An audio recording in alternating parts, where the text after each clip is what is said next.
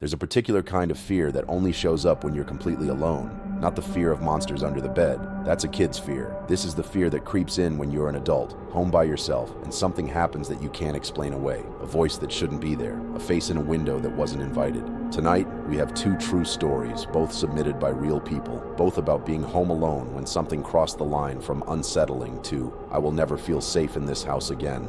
Before we get into it, if this is your first time here, welcome to Nightshade. We tell real horror stories from real people every week. If you want more of this, subscribe, hit like, and drop a comment telling us which story creeped you out more. We read every single one. Let's get into it. Story 1. The Voice Downstairs. I'm 30 years old and I share a house with my sister. It's an old mother-daughter style house. 2 full floors, 2 kitchens, basically 2 separate living spaces stacked on top of each other. I take the upstairs. She takes the downstairs, but she's barely ever actually down there. Most nights she stays at her boyfriend's place, 20 miles away. I know I'm 30. I know being alone in a house shouldn't bother me, but some nights it still does. This particular night, I was by myself, sitting in my living room watching a horror movie. My side of the house is open concept. Living room, dining room, and kitchen all bleed into one space, and my couch sits right in the middle of it. Which means when I'm watching TV, my back is exposed to a huge stretch of dark room behind me. Not exactly the ideal setup for a horror movie marathon alone. I noticed myself glancing over my shoulder more than once that night. I'd like to think I'm not the only grown man who does that in the dark. After the movie ended, I did my normal routine. Brushed my teeth, killed every light in the house, went to bed. I was out for about 2 hours before something woke me up. It was around 1 a.m., and at first I didn't know why I'd surfaced from sleep. Then I heard it. A voice. Downstairs. My sister's voice. It sounded like she was inside the house. Not knocking, not calling from outside, but genuinely inside. Talking. I couldn't make out the words yet, but I recognized the voice instantly. Still half asleep, my brain filled in the blanks for me. She must be arguing with her boyfriend or calling up to me about something. So I got out of bed, walked into the pitch-black hallway, flipped on the hall light, and made my way toward the stairs. That's when I heard her again. Clear enough this time to hear her say my name.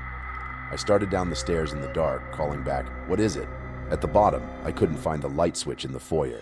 I was groggy, fumbling along the wall, moving toward her side of the house on instinct. I found a switch near her kitchen and flipped it on. The light came up slow, the way old fluorescent lights do. And as it brightened, I realized her living room was completely empty. No sister, no boyfriend, no one. I checked her bedroom. Empty too, bed still made. I called her name one more time, loud, into the silence. Nothing answered back. But a second later, from inside that same empty bedroom I had just checked, I heard something hit the floor. I didn't investigate. I turned around, went back up those stairs like a scared kid, and locked myself in my room. I tried calling her phone. No answer. Eventually, I fell asleep, still rattled. In the morning, I had texts from her asking why I'd called at 1 a.m. I asked if she'd been home the night before. She said no, she'd been at her boyfriend's the entire night. I went back downstairs to check her room for whatever had fallen. There was nothing on the floor, nothing that could have made that sound, nothing out of place at all. I want to believe I hallucinated the whole thing, because the alternative is so much worse. But I've never hallucinated anything before or since. No sleep disorders, no history of it. And I heard that voice so clearly, so specifically as hers, that I still don't know what to do with that memory.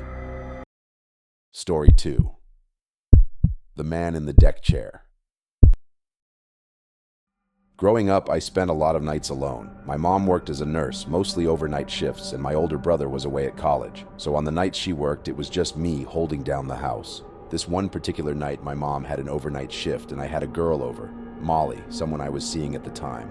We hung out, watched a couple of movies, the usual. Eventually, she had to head home since her parents didn't like her out too late. After she left, I went up to my room and kept watching TV in bed. My room is upstairs, right above the backyard deck, so when I heard the unmistakable scrape of a chair being dragged across that deck, I noticed immediately. I got up, looked out the window, and saw someone sitting in one of the deck chairs. My first thought was Molly. She'd only left 10 minutes earlier. Maybe she came back for something. I called her name down. The figure looked straight up at me. It wasn't Molly. I yanked myself back from the window instantly. In the dark, I couldn't make out a face, just a shape, but it was clearly a man, and he had just looked directly at me. I texted my friend group chat, asking if one of them was outside messing with me. Every response came back confused. Nobody knew what I was talking about. I didn't believe any of my friends would actually pull something like that anyway. Scared but unable to help myself, I crept back to the window to look again. He was still there, still looking up at my window. I bolted from the window again, turned off the TV, and sat curled up on my bed, knees to my chest. I didn't want to touch my phone in case the screen light gave me away. I didn't want to move at all. The window was open, and I was terrified he'd hear me. I sat like that for what felt like 5 full minutes, telling myself there was no way he was still out there. Eventually, I worked up the nerve to check one more time. He hadn't moved, still staring up at that window. I tried to be brave. I called down, "What do you want?" His shoulders started shaking, up and down, like he was laughing hysterically. No sound came out at first, and then I heard it. A thin, wheezing whistle, like he was laughing so hard he couldn't breathe. I begged him to leave and backed away from the window for good this time. I left my room and sat at the top of the staircase just listening. That's when I heard the back door being pushed, someone testing it, trying to force it open. I ran back and hid in my room. I was 14. I had no idea what else to do. Then I heard the front doorknob rattling too. Someone trying that door as well. Whoever it was gave up fairly fast, thank God. But if either of those doors had been unlocked, I don't know what would have happened to me that night. I was small for my age back then. Not exactly someone who could have fought back. I didn't leave my room again until my mom got home around 9 the next morning. When I told her, she was furious. Not at the man, but at me, for not calling 911 the moment it started. Looking back, she was right. It's one of those decisions from childhood I still can't quite forgive myself for. 2 stories, 2 houses that should have felt safe, 2 nights that never fully left the people who lived through them. That's the thing about being home alone. The place that's supposed to be your safest space can turn into the one place you feel the most exposed, in seconds, with no warning at all.